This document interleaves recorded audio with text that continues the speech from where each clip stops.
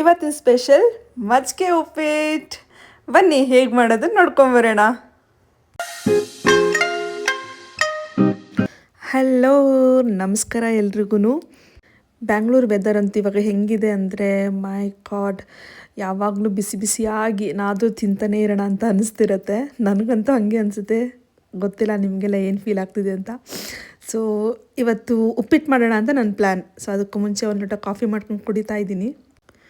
So ಉಪ್ಪಿಟ್ಟು ಮಾಡೋಕ್ಕೆ ಶುರು ಮಾಡೋಣ. ಈಗ ಸ್ಪೆಷಲಾಗಿ ಏನಿಲ್ಲ, ಎಣ್ಣೆ ಹಾಕ್ಕೊಳ್ಳೋದು, ಕಡಲೆ ಬೀಜ ಇದನ್ನು ಸ್ವಲ್ಪ ಫ್ರೈ ಮಾಡಿಕೊಂಡು ಒಂದು 50% ಆಗೋ ತನಕ ಆದ ತಕ್ಷಣವೇ ಕಡಲೆಬೇಳೆ ಹಾಕಬೇಕು.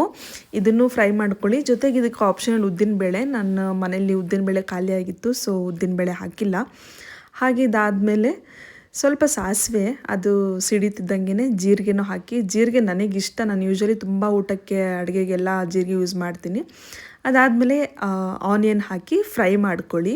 ಹಾಗೆಯೇ ಹಸಿರು ಮೆಣಸಿನ್ಕಾಯಿ ನಿಮಗೆ ಎಷ್ಟು ಬೇಕು ನೋಡಿಕೊಂಡು ಖಾರಕ್ಕೆ ತಕ್ಕಂಗೆ ಹಸಿರು ಮೆಣಸಿನ್ಕಾಯಿ ಹಾಕ್ಕೊಳ್ಳಿ. ಇಲ್ಲಿ ಕರ್ಬೇವಿನ ಸೊಪ್ಪಿನ ಕೂಡ ಸ್ಕಿಪ್ ಮಾಡಿದ್ದೀನಿ, ಖಾಲಿಯಾಗಿತ್ತು ಮನೇಲಿ ಅದಕ್ಕೆ.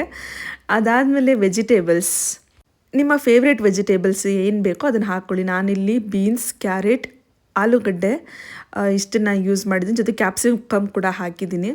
ಇವಾಗಿನ ಸೀಸನ್ ಎಲ್ಲರೂ ಯಾವುದೇ ಅಡುಗೆ ಅಂದ್ರೂ ಎಲ್ಲರ ಮೇಲೂ ಮೇನಾಗಿ ಹಾಕ್ತಾರೆ ಅವರೆಕಾಳು. ಸೊ ನಾನು ಇಲ್ಲಿ ಕೂಡ ಉಂಡೆ ಅವರೆಕಾಳು, ಇದನ್ನು ಚಿಲಿಕ್ಸಿದ ಆ ಥರದ್ದೆಲ್ಲ ಏನು ಮಾಡಿಲ್ಲ, ಉಂಡೆ ಅವರೆಕಾಳೆ ಹಾಕಿದ್ದೀನಿ. ಆಮೇಲೆ ಸಬ್ಬಸಿಗೆ ಸೊಪ್ಪು ಅಂದರೆ ಸಬ್ಬಕ್ಕಿ ಸೊಪ್ಪು ಅಂತಲೂ ಅಂತಾರೆ. ನನಗೆ ಇದೊಂಥರ ಫೇವ್ರೆಟ್. ಉಪ್ಪಿಟ್ಟಲ್ಲಿ ಸಬ್ಬಕ್ಕಿ ಸೊಪ್ಪು ಹಾಕಿದ್ರೆ ನಂಗೆ ತುಂಬ ಇಷ್ಟ ಆಗುತ್ತೆ. ಸ್ವಲ್ಪ ಅರಿಶಿನ, ಆಮೇಲೆ ರುಚಿ ನೋಡಿಕೊಂಡು ರುಚಿಗೆ ತಕ್ಕಂಗೆ ಉಪ್ಪು ಹಾಕ್ಕೊಳ್ಳಿ. ಪುಡಿ ಉಪ್ಪಾದರೂ ಆಯಿತು, ಇಲ್ಲ ಕಲ್ಲುಪ್ಪಾದರೂ ಆಯಿತು, ರುಚಿಗೆ ನೋಡ್ಕೊಂಡು ಹಾಕ್ಕೊಳ್ಳಿ. ಇಲ್ಲಿ ಇವಾಗ ಟ್ವಿಸ್ಟ್ ಏನಂದರೆ, ನೀರಿನ ಬದಲು ನಾನು ಮಜ್ಜಿಗೆ ಯೂಸ್ ಮಾಡ್ತಾಯಿದ್ದೀನಿ. ಮಜ್ಜಿಗೆ ಉಪ್ಪಿಟ್ಟನ್ನ ರೆಡಿ ಮಾಡ್ತಾಯಿದ್ದೀನಿ. ಸೊ ಇದೇ ಇವತ್ತಿನ ಉಪ್ಪಿಟ್ಟಿನ ಸ್ಪೆಷಲ್. ಯೂಶ್ವಲಿ ಉಪ್ಪಿಟ್ಟು ಅಂದರೆ ಅಯ್ಯೋ ಉಪ್ಪಿಟ್ಟ ಅದೊಂಥರ ಕಾಂಕ್ರೀಟ್ ಅಂತಾರೆ, ಆಗ ಎಳಿತಾರೆ. ಸೊ ಈ ಚಳಿಗೆ ನಂಗೆ ಯಾಕೋ ತುಂಬ ಉಪ್ಪಿಟ್ಟು ತಿನ್ಬೇಕು ಅನ್ನಿಸ್ತಾ ಇತ್ತು. ಅದು ಸ್ಪೆಷಲ್ಲಾಗಿ ಮಜ್ಜಿಗೆ ಹಾಕ್ಕೊಂಡು ಮಾಡ್ಕೊಳ್ತಾ ಇದ್ದೀನಿ ಅಷ್ಟೇ. ಇದು ತರಕಾರಿ ಎಲ್ಲ ಬೇಯೋದಕ್ಕೆ ಅಂತ ಸ್ವಲ್ಪ ಹೊತ್ತು ಚೆನ್ನಾಗಿ ಕುದೀಲಿಕ್ಕೆ ಅಂತ ಬಿಟ್ಟಿದ್ದೆ. ಒಂದು 5 ನಿಮಿಷ ಚೆನ್ನಾಗಿ ತರಕಾರಿ ಬೇಯಕ್ಕೆ ಬಿಟ್ಟಿದ್ದೆ. ಅದಾದಮೇಲೆ ನೋಡಿದೆ ತರಕಾರಿ ಬೆಂದಿತ್ತು. ಇಷ್ಟು ಬೆಂದಿದ್ರೆ ಕರೆಕ್ಟಾಗಿರುತ್ತೆ ಕನ್ಸಿಸ್ಟೆನ್ಸಿ. ನೋಡಿಕೊಂಡು ನಿಮಗೆ ಇನ್ನೂ ಜಾಸ್ತಿ ಮೆತ್ತಗಿರ್ಬೇಕಂದ್ರೆ ನೋಡ್ಕೊಂಡು ಬೇಯಿಸ್ಕೊಳ್ಳಿ, ಓಕೆನಾ. ಉಪ್ಪಿಟ್ಟು ಒಬ್ಬೊಬ್ಬರಿಗೆ ಉಡಿಯಾಗಿರ್ಬೇಕು ಅನಿಸುತ್ತೆ, ಒಬ್ಬೊಬ್ಬರಿಗೆ ಸ್ವಲ್ಪ ಮೆತ್ತಗಿರ್ಬೇಕಂತ ಅನಿಸುತ್ತೆ. ನಾನು ಆ್ಯಕ್ಚುಲಿ ಸ್ವಲ್ಪ ಮೆತ್ತಗಿರೋ ಥರ ಮಾಡ್ಕೊಳ್ಳೋಕ್ಕೆ ಅಂತಲೇ ಮಾಡ್ಕೊಳ್ತಾ ಇರೋದು.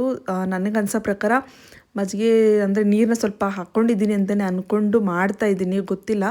ಇದು ರವೆನ ಮುಂಚೆನೇ ಹುರಿದಿಟ್ಕೊಂಡಿದ್ದೆ. ಸೊ ಇವಾಗ ಅದನ್ನು ಮಿಕ್ಸ್ ಮಾಡಿಬಿಟ್ಟು ಇದನ್ನು ಕೂಡ ಸ್ವಲ್ಪ ಹೊತ್ತು ಹಾಗೆ ಲೋ ಫ್ಲೇಮ್ ಮಾಡಿಕೊಂಡು ಒಂದು ಸ್ವಲ್ಪ ಹೊತ್ತು ಅದೆಲ್ಲ ನೀರೆಲ್ಲ ಚೆನ್ನಾಗಿ ಹೀರ್ಕೊಳ್ಳೋ ತನಕ ಹಾಗೇನೆ ಒಂದು 5 ನಿಮಿಷ ಮುಚ್ಚಿಟ್ಬಿಡೋಣ ಇದನ್ನು. ನೀವು ಕೂಡ ಇದನ್ನು ಮಜ್ಜಿಗೆ ಹಾಕಿ ಟ್ರೈ ಮಾಡಿ, ತುಂಬ ಚೆನ್ನಾಗಿ ಅನಿಸುತ್ತೆ. ಟೇಸ್ಟ್ ಒಂಥರ ಡಿಫ್ರೆಂಟಾಗಿತ್ತು. ಸೊ ತೆಗೆದು ನೋಡಿದ್ಮೇಲೆ ಒಂದು ಸ್ವಲ್ಪ ಉಡಿ ಥರನೇ ಆಗಿತ್ತು. ನನಗಿನ್ನ ನೀರು ಥರ ಒಂದು ಸ್ವಲ್ಪ ಮೆತ್ತಿಗೆ ಬೇಕಾಗಿತ್ತು ಉಪ್ಪಿಟ್ಟು. ಬಟ್ ಓಕೆ, ಅಷ್ಟೊಂದೇನು ಉಡಿ ಆಗಿರಲಿಲ್ಲ, ಅಡ್ಜಸ್ಟ್ ಮಾಡ್ಕೊಳ್ತೀನಿ. ನಿಮಗೆ ಯಾವ ಥರ ಉಪ್ಪಿಟ್ಟು ಇಷ್ಟ ಆಗುತ್ತೆ ಕಮೆಂಟ್ ಮಾಡಿ. ಹಾಗೆ ನನ್ನ ಚಾನಲ್ನ ಸಬ್ಸ್ಕ್ರೈಬ್ ಮಾಡೋದನ್ನ ಮಾತ್ರ ಮರಿಬೇಡಿ. ಆದಷ್ಟು ಸಪೋರ್ಟ್ ಮಾಡಿ, ನಿಮ್ಮ ಆಶೀರ್ವಾದದಿಂದ ಹೆಚ್ಚು ಸಬ್ಸ್ಕ್ರೈಬರ್ ಆಗಲಿ ಅಂತ ನಾನು ಕೇಳ್ಕೊಳ್ತೀನಿ. ಸೊ ಹೋಟೆಲ್ ಸ್ಟೈಲಲ್ಲಿ ಸರ್ವ್ ಮಾಡೋ ಥರ ಮಾಡ್ಕೊಳ್ಳೋಣ ಅಂತ ಟ್ರೈ ಮಾಡ್ತಾಯಿದ್ದೀನಿ. ಚಿಕ್ಕದು ಬಟ್ಲು ಸಿಕ್ಕಿಲ್ಲ, ಅದಕ್ಕೆ ಸಿಕ್ಕಿದ ಬಟ್ಲಲ್ಲೇ ಈ ಥರ ಹಾಕ್ಕೊಂಡು ಪ್ರೆಸೆಂಟೇಷನ್ ರೆಡಿ ಮಾಡಿಕೊಂಡೆ. ಜೊತೆಗೆ ಕೇಸರಿ ಬಾತ್ ಇಲ್ಲ ಅನ್ನೋದೊಂದೇ ಮಿಸ್ ಆಗಿದೆ, ಬಿಟ್ಟರೆ ಉಪ್ಪಿಟ್ಟು ಕೂಡ ನೋಡೋಕ್ಕೆ ಚೆನ್ನಾಗಿತ್ತು. ಟೇಸ್ಟ್ ಮಾಡಿದೆ, ಟೇಸ್ಟು ಕೂಡ ಚೆನ್ನಾಗಿ ಅನ್ನಿಸ್ತು. ನಂಗಂತೂ ತುಂಬ ಇಷ್ಟ ಆಯಿತು.